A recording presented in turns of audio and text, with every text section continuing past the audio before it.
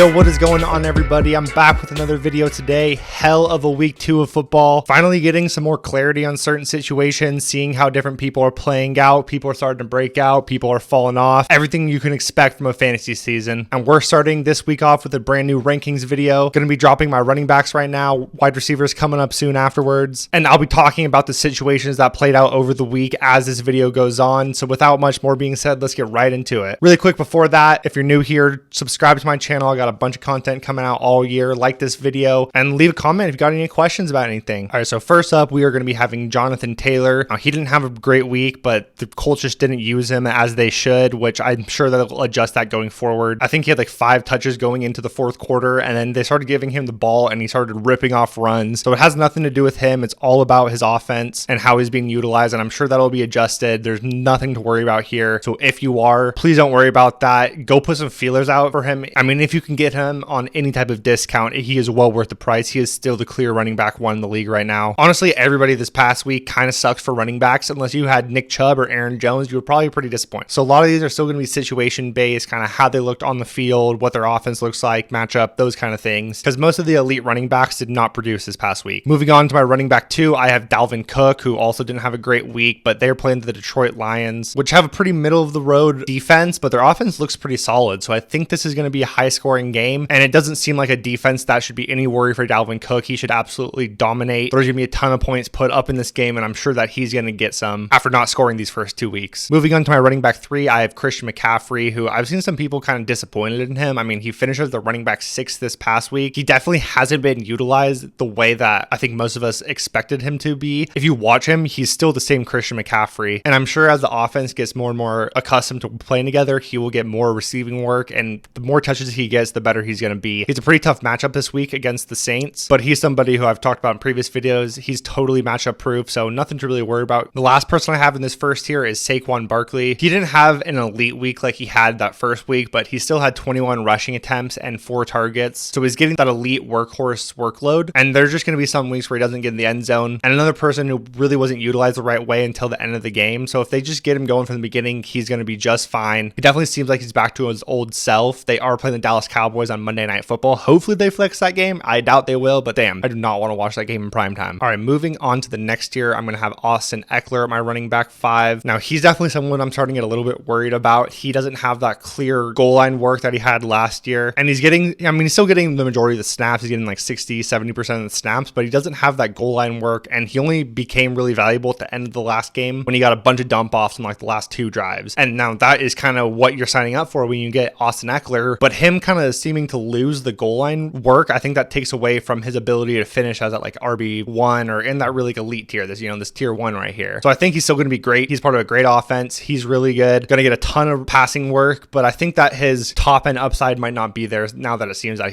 he's lost that goal line work. Also, they're playing the Jacksonville Jaguars, which, you don't really think of being good defense, but so far in the year, they've been really good on the rush side. They have the 3rd best rush defense per PFF, but he's somebody, he's not getting his value running between the tackles. He's getting most of his work in the receiving game, so it should be just fine. They're an elite offense, so they will overcome pretty much any situation, but definitely something to take notice of. The next person I have in this tier is Joe Mixon. The Bengals offense has not looked very good as of yet. I do think that they're going to turn it around, but I'm definitely starting to get worried about it. They invested a ton of money into the offensive line in the offseason because that was an obvious weak point for their team, but it really doesn't seem to be that much better. Joe Mixon, though, is still getting that elite workhorse workload, and he's a great talent. So there's just a bunch of things that are going for him. I think he's another great buy low candidate because he's getting the workload. The offense should bounce back eventually, and I think Joe Mixon is going to be just fine for fantasy. They are also playing the New York Jets this week, which should be a bounce back game for them. We saw Nick Chubb just absolutely decimate them on the ground, so I'm looking for a bounce back week for Joe Mixon. I also have Derrick Henry in this tier. I'm definitely starting to get a little bit worried about him. He's still, getting all the work that he can handle, but the offense just honestly looks terrible. Now, part of it could be because they played the Buffalo Bills last night, but they didn't look great in week 1 either. And if this offense isn't going to be good, that can be a real issue for Derrick Henry because he's kind of thrived on a ton of work, a ton of snaps, getting all the rushing work, goal line work. He's never been a pass catcher. So if the offense isn't producing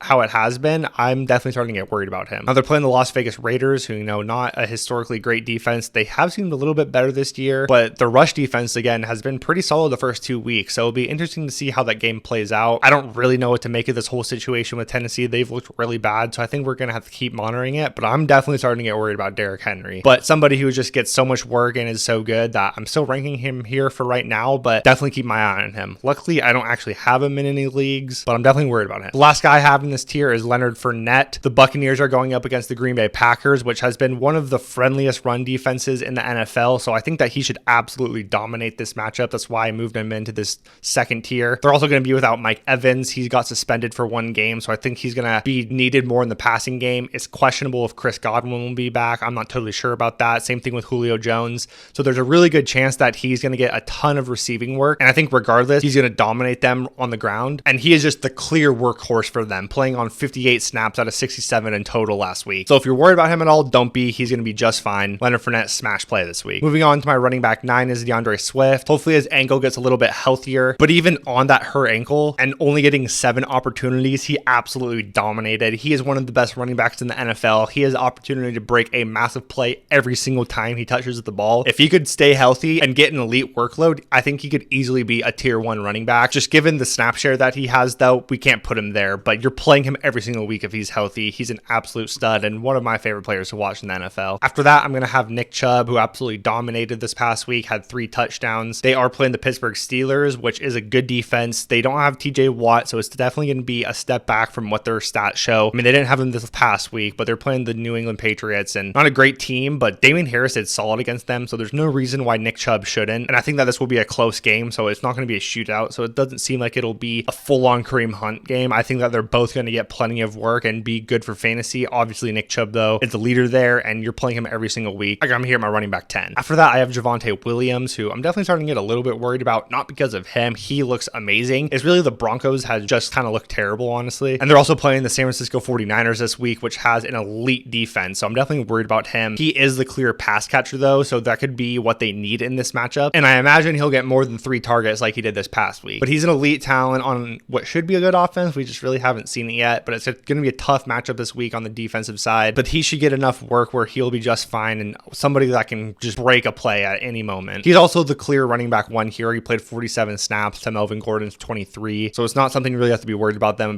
splitting snaps. He is the clear lead back here. And the last guy I'm going to have in this tier is Aaron Jones. He absolutely dominated this past week, had 2 touchdowns and looked unbelievable every time he got the ball. They talked about that, but after week 1 that they wanted to get him the ball more, and obviously they did. I imagine that will be more of a game plan going forward, but they are playing the Tampa Bay Buccaneers, who have one of the best defenses in the NFL. They are absolutely locked down. They've only let up 1 touchdown in the first 2 games. Now, I imagine that will change with the Packers, but it's still going to be a tough matchup. Aaron Jones, though, will be involved in the passing game a lot, so the rushing defense for them shouldn't be too much of a worry, but you can't rank him any higher just given how much they split the work with AJ Dillon, how good of a matchup this is. But Aaron Jones is somebody that's going to be just fine regardless, so don't worry about playing him, but maybe temper expectations a little bit, especially from last week. And the last guy I have in this tier, this is obviously if he plays because he didn't this past week, but that's Alvin Kamara. He's dealing with a rib issue, and we don't really know what's going on there. He got ruled out pretty late in the week last week, so there will definitely be some optimism, but we're just going to have to monitor the situation going throughout the entire week. He's playing the Carolina Panthers, which not a great defense, so if he's playing, he's going to be really good, and it sounds like they're not going to try to bring him back until he's healthy. So if he's playing, I'm assuming he's healthy, and if he's healthy, he's going to dominate. So if he's healthy, he's in your lineup, but I have him ranked right here in my running back 13. All right, moving on to the next tier, I have Najee Harris, who's going up against the Cleveland Browns, which is a solid defense, so definitely a little bit worried there. The offense also hasn't looked very good, but Najee gets all of the work if he's healthy, and he seems like he's healthy, so I'm not too worried about that anymore. He's going to get all of the work. You know, I just don't know how valuable that is, especially against a good defense. It'll be interesting to see if they bring Kenny in, because the fans were chanting for that last week. Not really typical of the Steelers to listen to that or fall into that kind of peer pressure, but the offense definitely looks suspect, and I think that could definitely help it. We'll have to see, but he gets enough work where he's going to be just fine. So you're playing him in pretty much every league that you have him, but I've definitely tempered my expectations since the beginning of the year. The offense just doesn't look very good. Up next, my running back 15, I have Antonio Gibson. Now this past week, JD McKissic was definitely back more to his normal role. He had 7 targets, which is not what we want for Antonio Gibson, although he still had 4, but didn't really do much with them. And their snap count was a lot closer, but he's still a clear lead back here for right now. And they're playing Philadelphia, which is a tough matchup. They kind of shut down the Vikings last night, so I am worried about that. He's just a clear lead back here and has looked pretty good so far to start the season, so I think you're playing him if you have him. Brian Robinson's back at practice, so we'll got to be monitoring that as the year continues, but for this week, Antonio Gibson's still the clear lead back there, so play him if you have him. Somebody else who I don't have have ranked because we don't really know if he's going to be playing or not, but he would be right around here is James Conner. They're going up against the LA Rams, which is definitely a tough matchup, but he's looked pretty solid this year. Although the overall offense for the Cardinals has not looked very good, he's the workhorse there if he's playing. So that's something we're going to have to monitor as the week goes on. I just don't have him ranked here right now because we don't really know what's going on. It's kind of tough this early in the week to rank them or not rank them. Anyways, moving on. The next guy I have ranked is AJ Dillon. You know, a lot of similar things I talked about with Aaron Jones. Really tough matchup against Tampa Bay, especially for the guy that tends to be more of the rusher. And they probably won't be up, so it's definitely not going to be us just run the ball out and eat the clock away. So it probably won't be a great AJ Dillon week, but he's going to be a part of the offense regardless, and he's going to get enough work where he could be good every single week, and a kind of person who can break big plays. And so you're kind of starting him in this range. I mean, he's a great prospect and has looked good so far to start the year. Last week was just Aaron Jones's week, and you know that's kind of going to happen with these guys. That's why we can't rank either of them any higher, but they're both going to be starting every single week for your lineup if you have them. And the last guy I have in this tier is David Montgomery. He looked really good actually, even though the Bears got destroyed. And the word of Khalil Herbert kind of taking over some of his work, I mean, I'm not really worried about that anymore. David Montgomery got over 80% of the snaps, which is one of the highest numbers in the NFL this week. And they're also playing the Houston Texans, which have the worst rush defense per PFF. So I think he's going to absolutely dominate this matchup. It's a matchup that they could actually win, so they could be running out the clock. Who really knows? Neither of these teams are great, but I think David Montgomery will be for this matchup. If you have him, please play him. He's going to be great this week. All right, moving on to my last tier, I have CEH playing the Indianapolis Colts at my running back 19. He's looked really good so far. He just hasn't been getting a ton of work. That's not really what he does, although he's been really efficient so far. But this does seem to be relatively a 2, maybe even a little bit 3-headed backfield with CEH being the clear leader. Now, Indianapolis has not looked very good so far, so we definitely need to see more of that, although they haven't had their 2 best defenders. But the Chiefs are one of those teams that are going to kind of dominate any defense that they play against, so he has opportunity to score every single week, and he's looked the best he has in his entire career this year. So I definitely have confidence in him, but I think he is kind of a really good sell high candidate because he has been so good these first 2 weeks. But if you look at his actual usage, his usage is more of like a low end running back 2, running back 3 when he's producing like a running back 1. So if you can get somebody higher for him, then I'm all in on trading him. But don't just get rid of him to get rid of him. He's still going to be valuable for fantasy. But anyways, I have him ranked here my running back 19. Moving on to my running back 20, I have Darryl Patterson. They're playing the Seattle Seahawks, which should be a pretty good matchup for them. And he didn't look quite as good as he did in week 1, but still got the majority of the work, although Tyler Algier definitely took a little bit more away. So we should be just fine, but I think his upside is a little bit capped just given how bad this offense is. But somebody you're probably playing if you're having. And I think that he is not somebody who, if you can kind of get rid of, I think that would be great. I just think that his legs are going to fall out from under him as the season goes on and more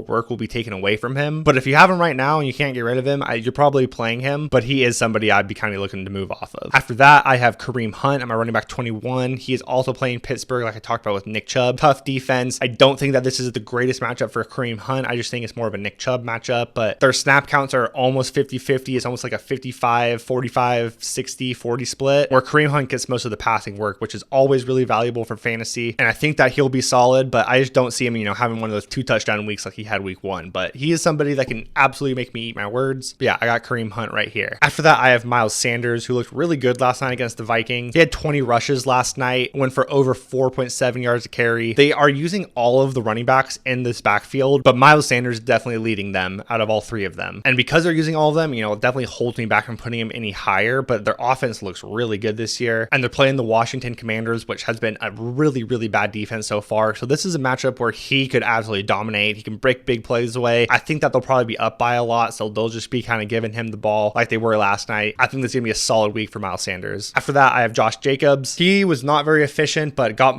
pretty much all the work. I think he had about 19 touches in this past week. And, had some decent plays, but just overall was not very efficient, and that's kind of what I expect out of him. They'll be playing the Tennessee Titans, so I imagine that they'll be up, but this is kind of just a volume play. The run game is not a focal part of their offense, and Josh Jacobs isn't somebody that can really overcome matchups. While this is a pretty solid matchup, I don't know how great someone like Josh Jacobs can be, but just given his volume, you kind of have to rank him around here. And the offense is pretty good, so he definitely will have scoring opportunities. It just doesn't seem like a focal point for them. After that, I got James Robinson. He has kind of become the clear lead back in Jacksonville, unfortunately. I got a lot of Travis Etienne, so that's a bummer, but you can't rank people off of what you hope. You kind of just got to go off of what is happening. And what is happening is that James Robinson played 45 snaps compared to Travis Etienne's 26, and he ran more routes than Travis Etienne, which was supposed to be his thing. Now, there's definitely time for this to change. challenge. I think that both backs will be used. And James Robinson had that one really big long touchdown run. And besides that, he was honestly extremely inefficient. I think he was below 2 yards a carry besides that one run. So it'll be interesting to see how they play this out. But for right now, James Robinson is a clear lead back. This Achilles does not seem to be hampering him the way it has hampered other people in the past. And we kind of just got to keep riding with this hot hand until we see otherwise. And after that, I have Ezekiel Elliott, who will be playing the New York Giants on Monday Night Football. Now, Tony Pollard had the big breakaway run, and then they gave him the touchdown because of that run. Zeke, though, is still the lead back here. If you look at the snap counts, routes run, and everything, it is still Zeke, although this is definitely not how it was in years past. The offense also isn't anywhere near as good. The whole thing with Zeke was that the Cowboys would always have a ton of yards. He would get a ton of work, have a ton of scoring opportunities. And so far this year, that just is not the case. Now, like I was kind of talking about with Josh Jacobs, he will be getting the volume. So you kind of have to play him based off that volume. And the Giants have not been a good rush defense this year so far. So I think that he should be decent for fantasy, but not somebody I'm super excited playing, but another just kind of volume play, which is similar with this last guy I'm going to be talking about here, which is Jeff Wilson. Now, Tyrion Davis-Price got some work at the end of the game, but Jeff Wilson was definitely the clear lead back here, and he just missed a touchdown, and that would have made him a great play this last week. Regardless, he was still pretty solid for fantasy, and I imagine that's going to be the same thing going forward. They're playing the Denver Broncos, which will be a tough matchup, but the Niners historically, they've always been a really good rush offense, and whoever the lead back there is should be solid for fantasy, and that is Jeff Wilson for the time being. We will see if that changes as the season progresses, but for right now, I got Jeff Wilson ranked here. So yeah, here are my top 25. Let me know what your thoughts on these rankings are. Obviously, there will be things that everybody disagrees with. Let me know what you think. If you have any sit-start questions for week 3, just put them in the comments down below. And if you do, make sure to leave if it's like a half PPR league, whatever it is. That helps me a lot. And the wide receiver rankings should be coming out shortly after this, so stay tuned for those, and I will see y'all there. Later.